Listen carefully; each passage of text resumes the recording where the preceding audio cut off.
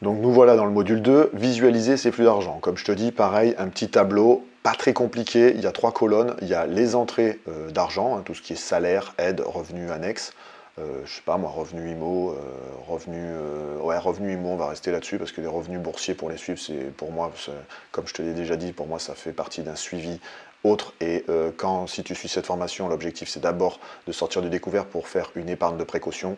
Donc normalement tu ne vas pas faire apparaître ton suivi bourse encore ici. Pour ça tu as mes autres formations plutôt liées au patrimoine et on va dire à développer tes différents piliers de richesse. Donc entrée d'argent, salaire, aide, revenus annexes, dépenses fixes, le loyer, les abonnements, la facture, et des dépenses variables. Courses, loisirs, transport, d'accord? Ce sont des 3 flux. Bien évidemment, tu m'as compris, à la place, là je t'ai mis en lettres pour t'aider, hein, mais à la place des colonnes, là tu vas marquer des chiffres, d'accord? Parce qu'il y a des sommes en bas, voilà, ce qui va te permettre de faire un topo rapide d'entrée moins sortie. Alors attention, aucune notion, je veux que ça soit simple, donc il n'y a aucune notion de fiscalité, on est sur du brut, hein, entrée moins sortie, ça va te donner déjà un premier coup d'œil, on va dire, au vu de tes entrées et de tes dépenses, du coût de ta vie et comment tu vis surtout. Ça va te mettre la réalité en face et ça va te permettre de voir si tu dépenses trop par rapport à ce que tu gagnes.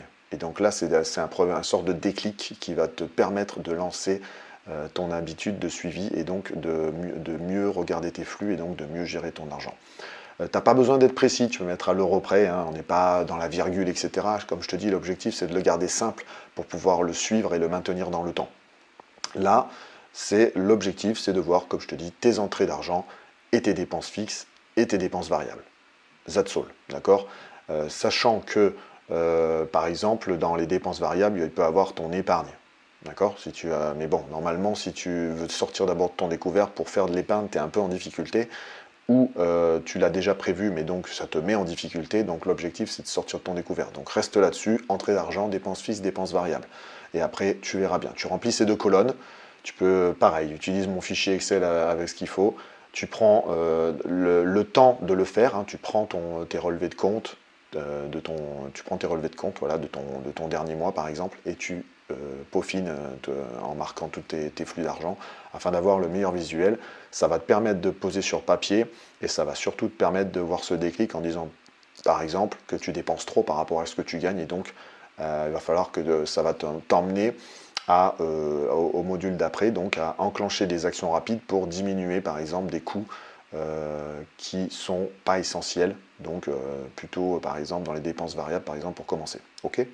Donc voilà, je te laisse remplir ça, prends le temps de remplir, comme je te dis dans cette formation, prends le temps de faire les actions, et après tu enchaînes les modules, ou deuxième étape, si tu as du temps, tu fais toute la formation pour comprendre l'environnement global, et par contre dans tous les cas tu te refais après chacun, les uns après les autres, tu remplis ton fichier en faisant des pauses entre chaque module.